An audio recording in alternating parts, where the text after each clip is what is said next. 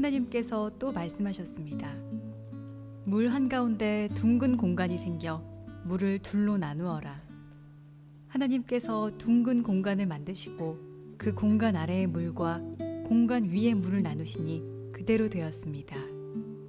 하나님께서 그 공간을 하늘이라 부르셨습니다. 저녁이 지나고 아침이 되니 이날이 둘째 날이었습니다. 하나님께서 말씀하셨습니다. 하늘 아래의 물은 한 곳으로 모이고 뭇은 드러나라 하시니 그대로 되었습니다. 하나님께서 뭇을 땅이라 부르시고 모인 물은 바다라고 부르셨습니다. 하나님께서 보시기에 좋았습니다. 하나님께서 말씀하셨습니다. 땅은 풀과 씨를 맺는 식물과 씨가 든 열매를 맺는 온갖 과일나무를 내어라 하시니 그대로 되었습니다. 이렇게 땅은 풀과 씨를 맺는 식물과 씨가 든 열매를 맺는 과일나무를 각기 종류대로 내었습니다. 하나님께서 보시기에 좋았습니다. 저녁이 지나고 아침이 왔습니다. 이날이 셋째 날이었습니다. 네, 고맙습니다. 우리 가슴에 손을 얹고 믿음을 고백하고 말씀을 듣겠습니다. 제가 먼저 고백하겠습니다. 하나님은 나를 사랑하십니다. 나는 그 사랑 안에 있습니다. 하나님은 오늘 나에게 말씀하실 것입니다. 그 말씀에 능력이 있습니다. 그 말씀에 생명이 있습니다. 나의 마음을 하나님께 열겠습니다. 나의 생각을 예수님께 집중하겠습니다. 들은 만큼 변합니다. 들은 만큼 행복해집니다. 저희는 지금 주일날 창세기 말씀을 나누고 있습니다. 성경이 66권으로 되어 있는데 처음 1권이 창세기이고 제일 마지막 요한계시록으로 성경이 구성이 되어 있는데 저희가 특히 지금 묵상하고 있는 창세기 1장 1절부터 11절 말씀이나 이게 이제 시작에 대한 말씀이죠. 그리고 마지막에 대한 종말에 대한 말씀이 계시록에 있는데 사실 처음 말씀도 그러하고 마지막 말씀도 그러하고 참 신비한 게 많습니다. 그래서 우리가 다 알지 못하는 것도 많은데 하나님께서 그렇게 성경을 구성하셨습니다. 이로 말미암아 우리에게 믿음을 요구하시고 믿음을 통해서 함께 걸어가도록 또 믿음을 통해서 함께 주님을 믿도록 주께 나아오도록 그렇게 인도하셨습니다.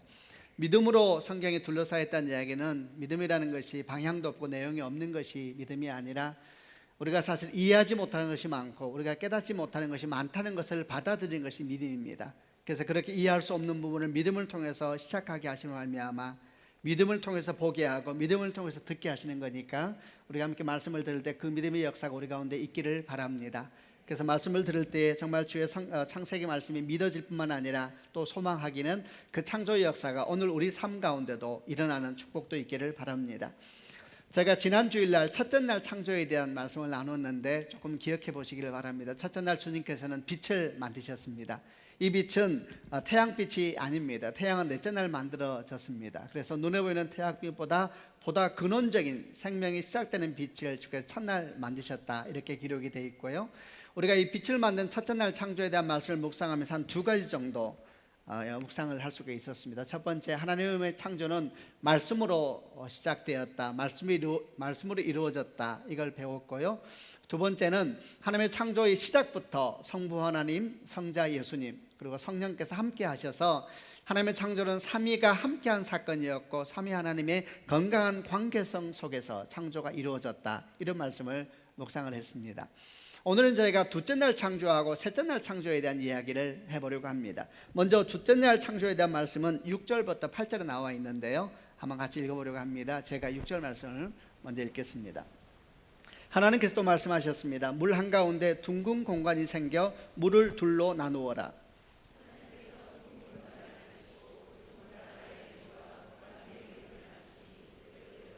8절은 같이 읽겠습니다. 하나님께서 그 공간을 하늘이라 부르셨습니다. 저녁이 지나고 아침이 되니 이날이 둘째 날이었습니다. 둘째 날 하나님께서는 뭘 만드시냐 하면은 물 한가운데 둥근 공간이 생겨서 물을 둘로 나누어라 이렇게 말씀을 했습니다. 그 앞에 내용을 보게 되면 빛이 만들어질 때까지도 지구는 어떤 상황이었냐 하면 지구가 있고 그 위가 물이 쌓여 있는 상황이었습니다. 그래서 성령께서 수면 위를 운행하셨다, 이렇게 1장 2절에 기록되어 있는 상황인데, 이렇게 지구를 둘러싸고 있는 물 한가운데 공간을 내라 이렇게 명령을 하세요. 아주 참 신비하죠. 공간을 내고 공간 위의 물과 공간 아래 물로 구별하시는 이제 그 역사가 둘째 날 역사입니다. 이렇게 물 한가운데 공간을 내라 그랬는데, 개역 성경은 이 공간을 뭐라고 번역하고 있냐면 궁창이다 이렇게 번역을 하고 있습니다. 그리고 이 공간, 이 궁창을 하늘이라고 부르셨다 이렇게 설명하고 있습니다. 둘째 날 만든 이 공간, 궁창이 뭐냐 하면 오늘날 우리가 말로 하면은 대기권입니다. 대기. 공간에 빈 공간을 만드시고 위에도 물이 있게 하시고 아래도 물이 있게 하셨다 이렇게 설명했는데, 지금 우리가 주께서 둘째 날 만든 것이 대기권입니다 라고 말하면은 우리는 이해가 됩니다만은, 사실 얼마 전까지만 하더라도 이 대기권에 대한 설명은 상상할 수도 없었습니다. 현대 과학이 대기권의 신비에 대해서 우리에게 가르쳐줬기 때문에 우리가 알게 되는 거죠. 이 둘째 날 만든 궁창 대기권이 아주 신기한 것이, 그냥 보기에는 비어있는 공기만 가득 차 있는 공간인데 사실 비어있지만 그 안에는 우리 생명력으로 가득 차 있습니다. 그래서 일반적으로 공기 대기권은 어떻게 구성되어 있냐면은 산소가 21%, 그리고 질소가 78%, 그리고 기타가 1%로 구성되어 있는데, 이 비어있는 같은 공간이 사실은 생명을 유지하게 합니다. 그 산소 때문에 우리가 숨을 쉬고, 또 그 질소 때문에 이 땅에는 모든 생물이 영양분을 얻게 되고, 그래서 이 대기권이 없다면은 사실 이 땅은 생명이 살 수가 없는 겁니다. 그런데 하나님께서 둘째 날 대기권을 만드셨다, 그리고 그 이름을 궁창이라 하고 하늘이라 부르셨다, 이렇게 성경이 기록을 하고 있습니다. 그래서 궁창에 대한 말씀을 생각해 보면 참 경이롭다는 생각이 듭니다. 여러분, 이 땅에는 굉장히 많은 창조 설화들이 있습니다. 종교마다 창조에 대한 이야기, 설화들이 있는데 그 어떤 창조 설화에도 대기권의 창조에 대한 이야기는 없습니다. 왜 그럴까요? 왜냐하면 이 땅의 모든 창조 설화는 사람들이 생각하고 상상하여서 만든 거거든요. 그러나 그들이 생각 속에는 대기권이라는 것이 얼마나 신기한가에 대해서, 얼마나 신비한가에 대해서 전혀 감이 없었기 때문에 사람들이 만든 창조 설화에 어디에도 대기권의 창조에 대한 이야기는 없는데, 유일하게 성경은 하나님께서 둘째 날 대기권을 만드셨다 이렇게 말씀하시고, 이 대기권이 아까 말한 것처럼 신기하게 비어있는데 생명력으로 가득한 빈 공간을 만드신 역사를 기록하고 있습니다. 사람들이 상상도 할 수 없을 때에 대기권을 만드시고 그걸 기록하셨다는 말씀이 너무 경이로울 뿐만 아니라, 또 이 대기권 아래에 물이 있고 위에 물이 있었다라는 이런 설명도 굉장히 신비합니다. 대기권 아래의 물이라는 것은 이해가 되지요. 그게 이제 지금 땅에 있는 물이라 생각하면 되는 것인데, 도대체 대기권 위에 있는 궁창 위에 있는 물은 뭘까요? 그래서 이제 많은 과학자들은 이런저런 이야기를 많이 합니다. 성경에 이 궁창이라는 게 도대체 뭘까? 그래서 어떤 사람들은 어쩌면 이게 물이 많이 머금은 구름층이 아니겠느냐 이렇게 생각하는 분도 계시고, 또 어떤 분들은, 주로 이제 창조과학자들은 뭐라고 말하냐면은 대기권 바깥에 아마 두터운 수증기층이 지구를 감싸고 있었을 것이다 이렇게 설명을 합니다. 여러분은 어떻게 생각하세요? 이렇게 대기권 바깥에 두터운 수증기층이 지구를 감싸고 있었을 것이다라고 말하는 것은 성경의 몇 가지 이제 말씀 때문에 그렇게 이제 생각을 해보는 것인데, 그 중에 하나가 창세기 7장 11절 보면 이런 말씀이 나옵니다. 창세기 7장은 하나님께서 노아 홍수를 일으키실 때에 하늘에서 비를 내리게 하시는 그 첫 장면에 대한 기록인데요, 이런 설명이 되어 있습니다. 하늘이 창문이 열려서 40주야로 비가 땅에 쏟아졌다 이렇게 기록을 합니다. 하늘이 창문이 열려서 40일 동안 노아 홍수 때 비가 왔지 않습니까? 근데 그 설명을 하늘의 창문이 열리고 40 밤낮으로 비가 쏟아졌다, 비가 내린 게 아니라 쏟아졌다 이렇게 표현하고 있어요. 물이 막 쏟아졌다는 겁니다. 얼마나 많이 쏟아졌는지, 그 결과 온 지구의 생명이 다 물에 잠겨버리게 되고 다 죽게 되는 이제 노아 홍수 사건이 된 겁니다. 그래서 이런 걸 보면서 아마도 물이 쏟아졌다 또는 하늘의 창이 열렸다 이런 걸 보면서 위에 수증기 큰 층이 있었던 것은 아니냐 이렇게 생각을 하는 거죠. 그래서 더 나아가서 이런 생각까지 하게 되었습니다. 그럼 하나님께서 이 땅을 만드셨을 때에 처음 에덴을 만들 때에도 그 상황 속에서 만들어진 겁니다. 지구가 있고, 그리고 대기층이 있고, 그리고 그 위에 수증기층이 있었다는 게 아주 신기하다. 그럼 이 수증기층이 어떤 역할을 했을까 이제 또 생각을 해보는 겁니다. 그래서 아마 이 수증기층이 태양에서 비치는, 태양만이 아니라 우주에서 비치는 온갖 여러 가지 선들이 있잖아요. 그런 자외선들, 태양광들 이런 것을 완전히 차단해 주었을 것이고, 그리고 그런 수증기층으로 말미암아 이 지구가 정말 사람이 살 수 있는 최고의 자연 환경, 최고의 환경을 어디라도 만들어 주지 않았을까, 이렇게 생각을 합니다. 그러면서 이렇게 생각하다 보니까 뭐가 이해되기 시작하냐면은 노아 홍수 때에 이제 이렇게 수증기층에 있는 물이 다 쏟아져 버렸다 그랬으니까 이제 그 이후로 수증기층이 없어졌잖아요. 이것과 연관돼서 성경을 하나 이해하는 부분이 있습니다. 그게 뭐냐 하면은, 성경을 보게 되면 노아 홍수를 기점으로 하여서 극단적으로 변화된 한 사건이 나옵니다. 그게 사람의 수명에 대한 이야기입니다. 창세기 5장을 보게 되면 노아 홍수 이전에 사람의 수명이 적혀 있는데 막 900살 이렇게 살아요. 굉장히 당황스럽죠. 굉장히 많이 살아요. 그래서 도대체 이 900살이 진짜 900살이냐 이런 고민을 하게 되는데, 이 900살로 기록되어 있던 그렇게 오래된 수명들이 노아 홍수를 기점으로 해서 급속도로 변화되기 시작합니다. 그러니까 노아 홍수 이후에 우선 수명이 반토막 나버려요. 그리고 계속 시간이 가면서 이제 점점 수명이 줄어들게 되는데, 아브라함 때에 이르러서는 아브라함은 175세를 살았다 이렇게 기록되어 있고요. 모세는 120세를 살고 다윗은 70세를 살게 되면서 오늘날의 수명까지 이르게 되는, 그래서 이 노아 홍수가 지구의 환경에 결정적인 영향을 미치지 않았겠는가. 그리고 그런 환경에 큰 영향을 준 것은 대기권 바깥에 있었던 두터운 수증기층이 없어져 버리는 그런 결과 때문에 이 땅에 엄청난 환경의 변화가 생기지 않았을까, 이런 얘기를 합니다. 아주 신비한 이야기도 우리가 다 할 수는 없습니다만은, 성경을 보면서 하나님께서 이렇게 말씀하셨으니까 아주 신비하게 바라보고 있는데, 이것이 둘째 날 만든 대기권에 대한 창조입니다. 셋째 날은 주님께서 뭘 만드셨는가?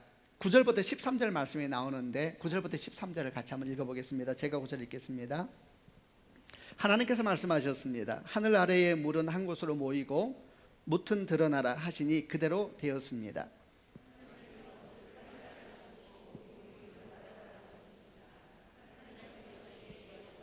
하나님께서 말씀하셨습니다. 땅은 풀과 씨를 맺는 식물과 씨가 든 열매를 맺는 온갖 과일나무를 내어라 하시니 그대로 되었습니다.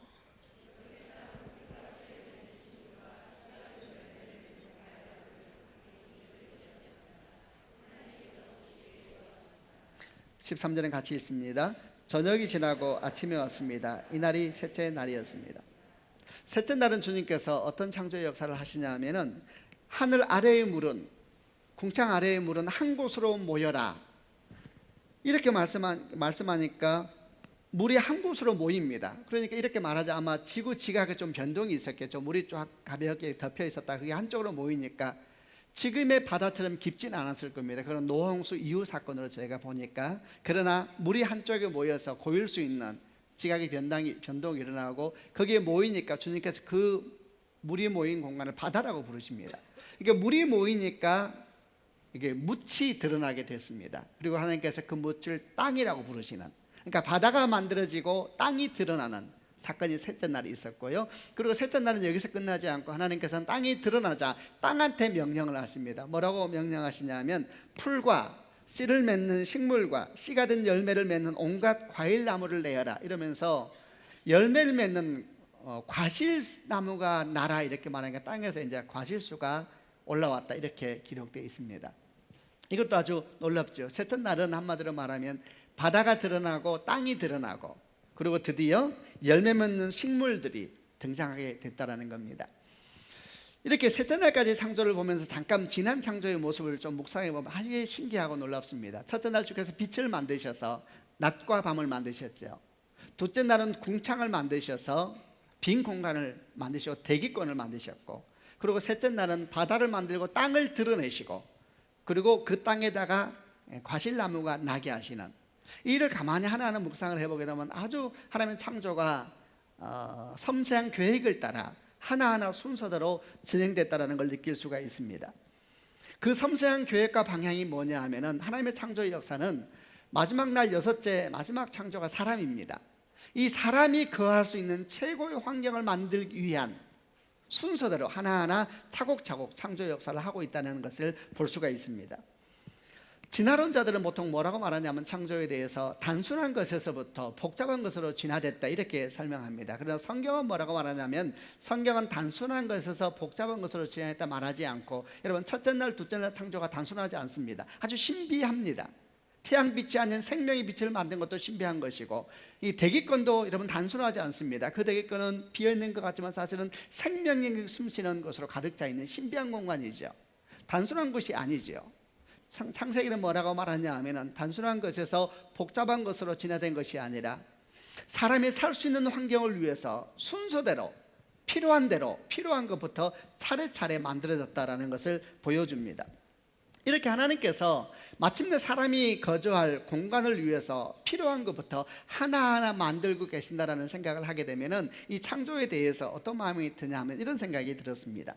하나님의 창조의 과정은 마치 결혼을 앞둔 자녀를 위해서 부모님들이 그 아이가 그 아들 딸이 잘 거할 수 있는 환경을 만들어주기 위해서 노력하는 과정과 좀 비슷하다 생각이 들었습니다. 이제 자녀들이 결혼할 때 부모들은 아주 마음이 설레이지 않습니까? 그래서 함께 가구도 보러 다니고 집도 보러 다니고 그러면서 이제 함께 고를 때 얼마나 마음이 설레입니까? 부모님들이 쓰는 가구를 고를 때마다 더 마음이 설레이죠. 하나하나 고르면서 더 좋은 걸 찾으려고 하고 더 필요한 걸 찾으려고 하면서 하나하나 그렇게 내 아들과 딸이 살 수 있는 환경을 만들기 위해서 도와주지 않습니까? 여러분 보십시오. 하나님 창조가 마치 그러신 것 같습니다. 그러다 보니까 하나님께서 창조하실 때마다 날이 지나갈 때마다 꼭 덧붙이는 말씀이 있으세요. 뭐라고 말씀하냐면 보시기에 좋았더라. 아주 주께서 너무 기쁜 겁니다. 하나하나 장만할 때마다, 하나하나 마침내 하나님의 형상으로 만든 사람들이 거할 수 있는 환경을 만들기 위해서 하나하나 순서대로 채워가실 때마다 너무 기쁜 겁니다. 그래서 하나님의 첫 모습이 등장하는 것이 보시기에 좋았더라. 여러분, 하나님의 성경에 나오는 하나님의 첫 모습은 심판의 모습이 아닙니다. 분노하는 모습도 아닙니다. 너무너무 기뻐하고 설레하시는 그야말로 어미요 아비 같은 모습으로 등장하는 모습을 기억하시길 바랍니다. 이것이 바로 창조주 하나님의 모습입니다. 아멘이지요. 여러분, 이런 마음으로 창조의 역사를 읽다 보면 다르게 보입니다. 하나님의 섬세한 모습으로 하나하나 준비하시는, 그러면서 기뻐하시고 정말 마음이 설레하시는 이 하나님을 생각하면서 첫째 날, 둘째 날, 셋째 날, 넷째 날 묵상을 해나가다 보면 여러분 전혀 다른 게 보이기 시작합니다. 오늘 우리는 그 중에서 둘째 날과 셋째 날 창조에 대한 얘기를 잠깐 나눈 겁니다. 자, 이렇게 둘째 날과 셋째 날 창조의 모습을 보면서 그게 오늘날 우리에게는 어떤 의미가 있는가 한 두 가지 묵상을 더 나눠보려고 합니다. 첫 번째는 둘째 날 궁창을 만든 창조를 통해서 배우는 교훈인데, 첫 번째 교훈은 창조라는 것은 무언가를 더하는 것만이 아니라 빼고 비우는 것이다 라는 것을 알게 된다는 겁니다. 궁창을 만드셨는데 궁창이 한마디로 빈 공간이라 그랬습니다. 근데 빈 공간인데 아주 신기하다 그랬죠. 눈에 보이기는 비어 있는데 사실은 보이지 않는 생명력으로 가득한 공간이 궁창이라 그랬는데, 이 공간이야말로 하나님께서 만든 공간입니다. 여러분, 하나님이 둘째 날 공간을 만드셨습니다. 공간을. 이를 한번 생각해 보시길 바랍니다. 우리는 보통 창조라고 그러면 뭔가를 더하고 뭔가를 더 채워가는 과정으로 생각하는 경향이 있습니다. 그러나 여러분, 창조의 모습을 성경을 보게 되면 더하고 채우기 전에 먼저 빼고 비우셨다는 것을 알려주는 것이 둘째 날 창조입니다. 여러분, 하나님은 채우기 전에 비우시는 분이십니다. 은혜를 더하기 전에 사실은 비우시는 분이라는 것을 두 번째 창조를 통해서 기억하는 축복이 있기를 바랍니다. 주님이 먼저 비우셨습니다. 빈 공간을 만드셔야 됩니다. 그리고 그렇게 만든 빈 공간을 둘째 날 만드시고 이제 거기에 채우시는 과정이 넷째 날 그 빈 공간에 해와 달과 별이 뜨게 하시고, 다섯째 날 그 빈 공간에 새가 날게 하시면서 채우기 위하여 비우시는 역사를 이 두 번째 날에 먼저 했다는 겁니다. 이렇게 하나님의 창조는 채우는 것이 아니라 비우는 것이 먼저이셨다라는 교훈은 우리에게 많은 걸 생각하게 합니다. 여러분, 우리는 채워져야지 마음이 편안한 사람들입니다. 끊임없이 채우려고 하고 끊임없이 더하려고 합니다. 얼마나 인생은 바쁜지 모릅니다. 더 채우고 더 더하고 우리 인생에 뭐라도 더 더하기 위해서 하루하루 바쁘게 달려가고 있습니다.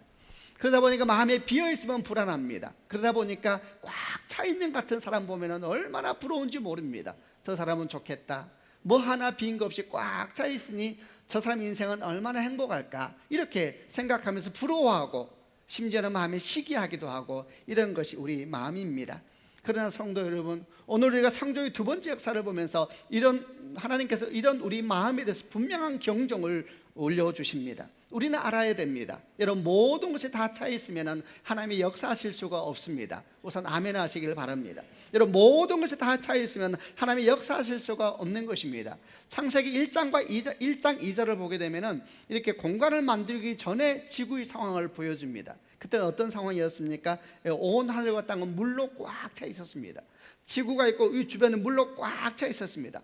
꽉 차 있으니까 성령이 역사할 수가 없는 것입니다.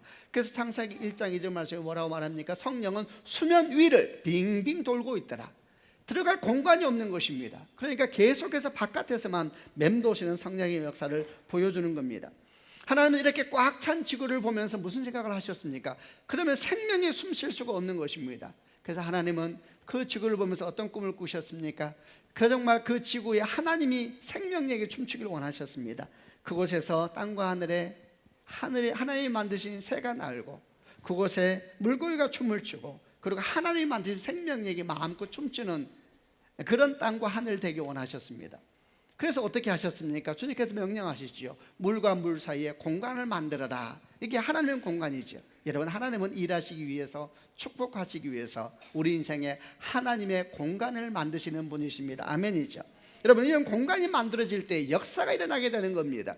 여러분, 이것은 주 예수 그리스도 안에서 지금도 우리 삶에 일어나고 있는 반복되는 주님의 역사입니다. 주께서 우리에게 복을 주길 원하면 먼저 인생에 들어와서 공간을 만드시는 분이십니다. 그 공간이 만들어질 때야만이 하나님이 그 공간에서 일을 하실 수가 있는 것입니다. 하나님의 공간, 하나님의 쿠션, 하나님 때문에 비어있는 삶의 자리들, 그걸 만드시면서 그 자리를 채워가시는 은혜로 흘러가는 것입니다. 하나님의 마음은 창세기 1장이나 지금이나 똑같은 것입니다. 할렐루야, 아멘입니다. 지금도 주님은 정말 은총을 베푸기 원하십니다. 믿으십니까? 아멘입니다. 우리 인생에 정말 하늘은 새가 나르고 물이 안에 인생 가운데 바다에는 물고기가 춤을 추고 온갖 생물들로 아름다운 꽃으로 아름다운 과실수로 우리 인생에 채워지길 원하십니다. 그래서 하나님의 공간을 만들라고 명령을 하는 것입니다. 그래서 우리는 질문하게 됩니다. 그럼 어떻게 하면 내 인생에 하나님의 공간을 만들 수가 있을까? 한 가지 분명한 사실은 내 안에 세상 것으로 가득 차 있으면 성령은 밖으로 맴돌 뿐이십니다. 내 안에 내 욕망과 내 꿈과 내 계획으로 가득 차 있으면 성령은 수면으로 운행하시면서 계속 하나님의 시간을 기다리고 있을 뿐입니다. 어떻게 해야지 내 삶에 하나님의 공간을 만들 수 있을까? 사실 이것은 하나님과 우리의 합작의 함께하는 작업입니다. 어떻게 하면 하나님의 공간이 만들어질 수 있을까? 이걸 설명하기 위해서 아브라함 얘기를 해보려고 합니다. 믿음의 아버지 아브라함은 인생에 아주 중요한 몇 가지 사건을 경험하게 됩니다. 그 중에 하나가 창세기 15장을 보게 되면 본토 친척 아비집을 따르는 사실 큰 사건이 있었습니다.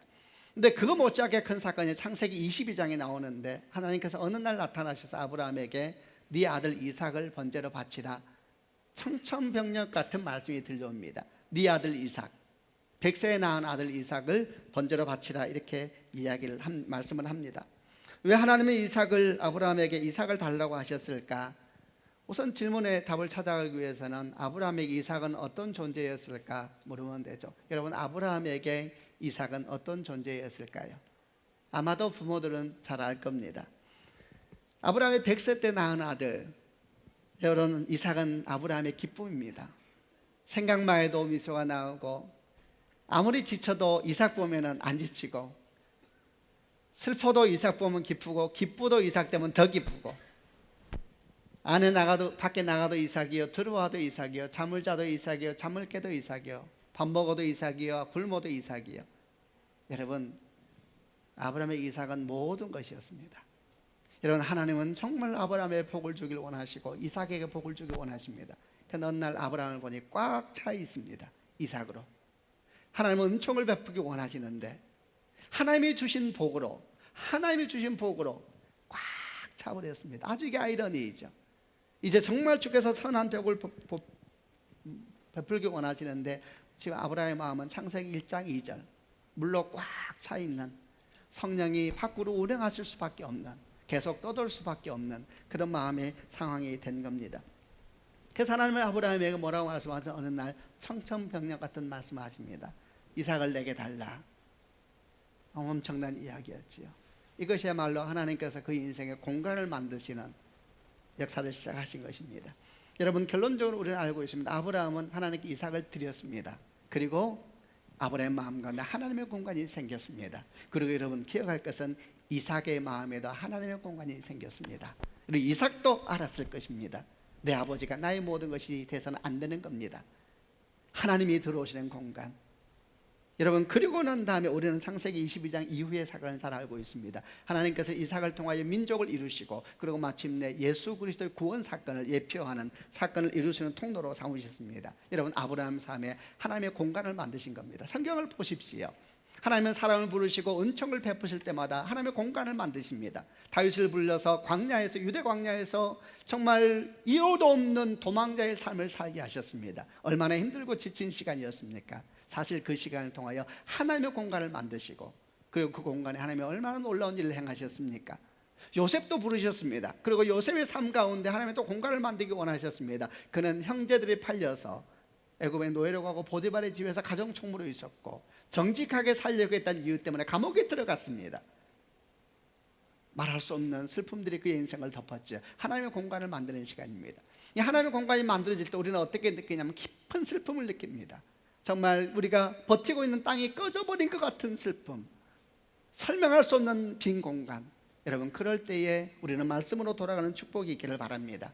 하나님의 공간이 우리 인생이 시작되어 있는 것입니다. 할렐루야. 여러분, 이 하나님의 공간을 우리는 뭐라고 말하는가? 자기 부인이라고 말합니다. 이걸 내려놓음이라고 말하는 겁니다.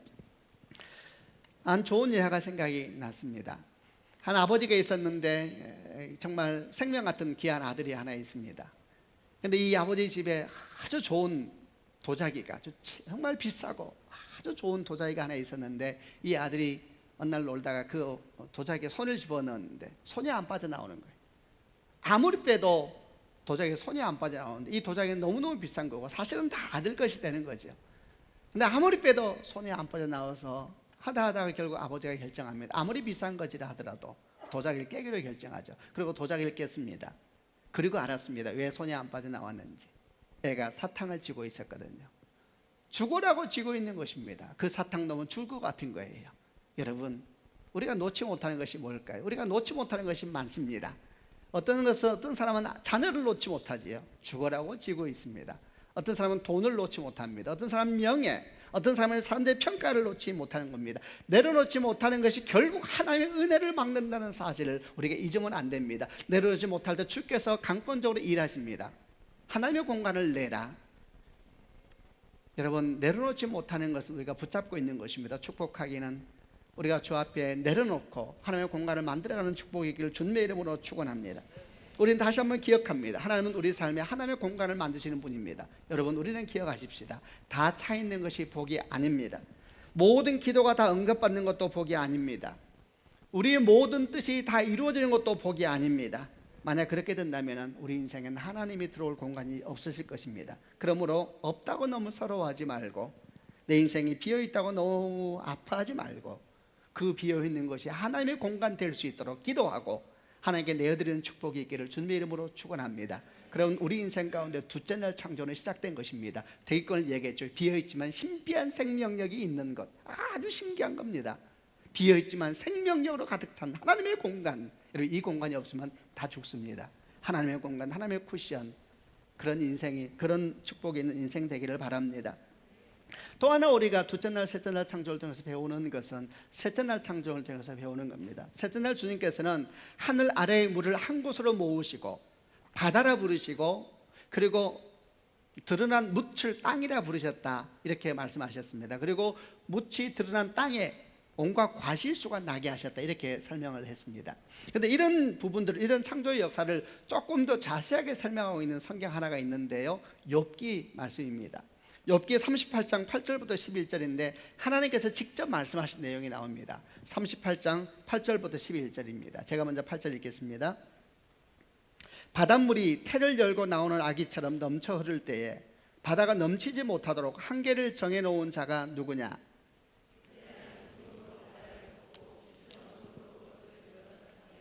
바다에 경계를 지었고 그곳에 문빗장과 문을 달았다.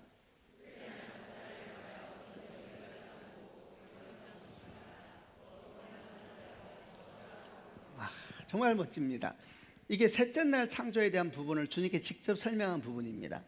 바닷물이 태를 열고 나오는 아기처럼 넘쳐 흐를 때 바다가 넘치지 못하도록 한계를 정해놓은 자가 누구냐? 이게 셋째 날 창조죠. 한계를 정한 자가 누구냐? 그때 나는 구름으로 바다를 덮고 짙은 어둠으로 그것을 둘러쌌으며 바다에 경계를 지었고 문빗장과 문을 달았다 그래요.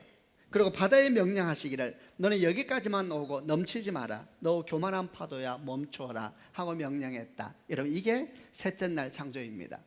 바다가 물이 모여서 바다가 되고 그리고 묻이 드러나서 땅이 되었다는 이야기죠. 우리는 여기서 뭘 느끼게 됩니까? 하나님의 창조는 여러분 선을 긋고 문빗장과 문을 다는 것입니다. 하나님의 창조는 경계를 만드시고 한계를 정하시는 것입니다. 여러분, 하나님께서는 창조 역사를 하실 때 오늘도 마찬가지입니다. 창조 역사를 하신 이유가 뭡니까? 우리는 처음부터 얘기했습니다. 하나님의 형상으로 만든 사람들이 가장 아름답게 살 수 있는 환경을 지금 만들어가는 중이십니다. 하나님은 복을 주길 원하신다 그랬습니다.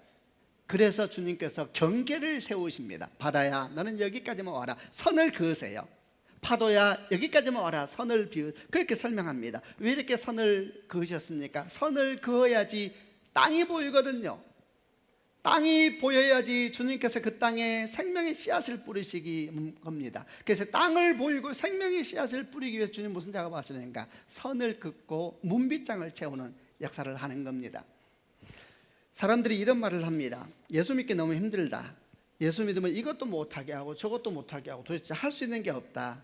이렇게 이야기를 합니다. 여러분, 이 말에 대해서 어떻게 생각합니까? 다 맞는 말입니다. 예수 믿는 건 여러분 쉬운 일이 아닙니다. 예수 믿으면 갑자기 하지 말아야 될 것도 많아지고 신경 쓰이는 것도 많고, 옛날에는 편하게 마셨는데 갑자기 마음이 신경이 쓰이고 먹으면 자꾸 주변을 보게 되고. 여러분, 예수 믿으면 불편해지는 게 사실입니다. 여러분, 예수 믿으면 힘들어지는 겁니다. 여러분, 그런데 알아야 될 것이 있습니다. 이 일은 창세기부터 기록되어 있었습니다. 창세기, 오늘 우리가 본 말씀에 처음부터 분명히 말씀하셨습니다. 예수 믿으면 하나님의 창조가 시작되면 인생에 선이 생기기 시작할 것이다.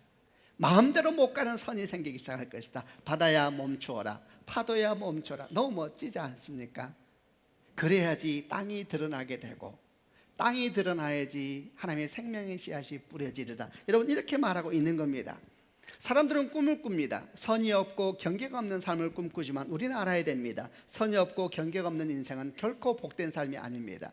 그 삶은 어떤 삶이냐면 창세기 1장 2절의 삶입니다. 땅이 혼돈하고 공허하며 흑암은 깊음 위에 있다. 여러분, 혼돈하고 공허하고 흑암이 깊음 위에 있을 때는 선도 없고 경계도 없었습니다. 그리고 여기에는 빛도 없고 생명도 없었습니다. 여기에는 노래하는 새도 없고 열매 맺는 나무도 없었습니다. 여기에는 뛰어다니는 생명수 없었습니다. 여러분, 하나님 우리에게 축복하기 원하시고 은총을 베푸기 원하십니다. 이것은 변함없는 사실입니다. 아멘이죠. 그래서 어떻게 하시는가? 구별하고 선을 긋고 문빗장을 달았다 그랬습니다. 할렐루야. 여러분, 그럴 때 어떻게 됐다고요? 비로소 땅이 생긴 것입니다. 이 일은 지금도 똑같이 일어납니다. 예수 그리스도, 그분을 우리 가운데 영접하고 그분 앞에 걸어가기 시작하자 즉시 주님은 창조 역사를 시작하십니다. 돈을 사랑하지 마라. 돈을 사랑하면 일만하게 뿌리가 되는 것이다.